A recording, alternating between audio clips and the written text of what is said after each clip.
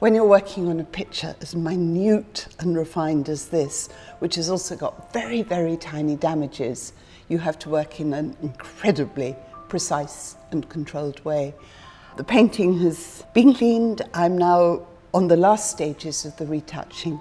I've done all the really difficult parts, and I've saved myself the nicest bits, the beautiful angel, the child, and the Virgin, to finish off the painting.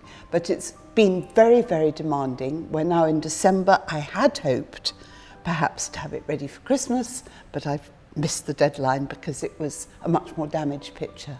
There are these little tiny pinhead losses and frizzled bits of paint, which I've just had to sit there with the smallest of brushes, the smallest size they make, and I have to wait for some of the hairs to come out to get the point that I need to be precise enough to work on this painting. But one of the things I love about this picture and find fascinating is how he's achieved these effects with so few pigments. It's incredibly skillful. They're just one blue pigment, which is very dark, azurite, black, white, lots and lots of red lake, which he often mixed in with the other colours, and a bit of earth pigment. That's just about it. It's so subtle.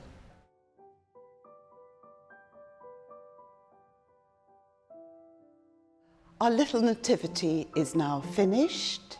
It's wonderful now to be able to see the effects of light in this painting, so beautifully judged, especially the light radiating from the child, but also the thrilling appearance of the angel, who is almost luminescent against the dark sky as he appears to the shepherds with their sheep, their sheepdog, but they've also got another source of light because they lit a little bonfire to keep them warm.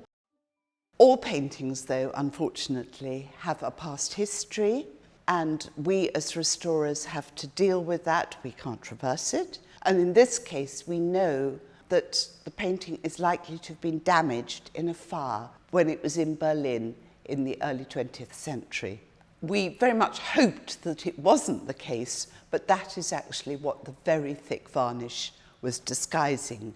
The fire must have been in front of the picture because there's no scorching on the panel, and perhaps it just got very hot in this fire because it's the dark colours that absorb the heat, as they always do, and in places have formed these little blisters, which then, when the painting was restored, presumably also while it was still in Berlin in the early 20th century, they tried to stick them down, but they actually crushed the bubbles, and so it's made little tiny bumps, rather like volcanoes, if you like, with a dip in the middle. They're too small to fill, and they're very, very fragile, so I've just had to compromise by retouching the losses. But inevitably, the light does catch the edges sometimes. You can see it in the sky, and then a little bit in the Virgin. And then there's a finer sort of frizzling effect, which affects the background and particularly the figure of Joseph.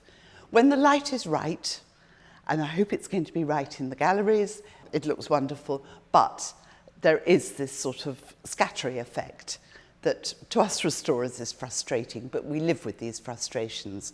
And I have to remind myself of how much we've recovered and how totally exquisite it is. For me, I think the most beautiful thing of all are these tiny, tiny touches of light, just paint with the smallest of brushes, even smaller than the brushes that I use to restore the painting, and they're just radiating out from the Christ child. This is one of the very, very rare examples of a work by an artist called Geertgen Sint Jans. Now that's my English pronunciation of it. The Dutch pronounce it differently because in fact he was a Dutch artist, one of the earliest Dutch paintings we have in the collection, but working within the context of early Netherlandish painting at the very end of the 15th century. Sadly, Geertgen died very young, and so his works are so rare, and this is perhaps one of his most beautiful and moving works. It shows the subject of the Nativity of Christ. He's adored by the angels. Here we have 1, 2, 3, 4, 5 coming in, and each of them are lit slightly differently. The brightest light falls on this adorable little angel whose hands are held up in wonderment at the Christ child. Then behind is this beautifully tender ox, perhaps a little bit cartoony, but still very touching. And then creeping in, the ass next to the Virgin.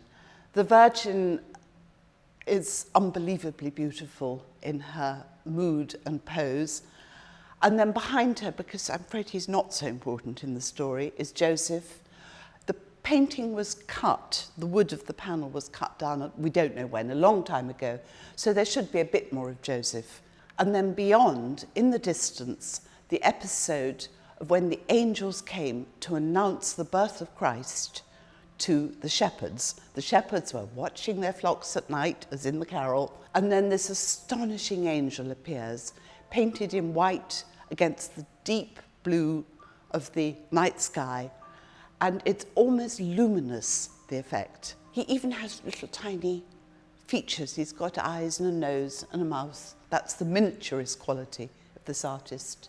But to keep the softness of this idea of the angel flying in, Geertgen actually even just, with his fingertip, just blotted the white paint to lift a bit off, and that's still a detail that we can see. The most dramatic result of the cleaning was obviously the recovery of the light on the figures, because the varnish was so thick that we couldn't actually see any of the distinctions between the different flesh tones of the angels, or indeed the very subtle differences between the shades of lilac and bluey grey of their costumes, of their dresses. But above all, because of the fire damage, the last restorer must have almost, I think, put the painting flat and poured a bottle of varnish on it. It was so thick. They were trying to disguise all the bumps and lumps and the shrivelling that was caused by the fire, particularly in the background. And so you could hardly see through the varnish at all. And several people have said to me that they didn't even realise there was a figure of Joseph lurking there. He was so hard to see. It was an enormous pleasure to work on this painting in recovering the beautiful and well-preserved parts. It was also frustrating. It's taken longer than I expected because all the damage caused by the fire required very, very minute and controlled restoration.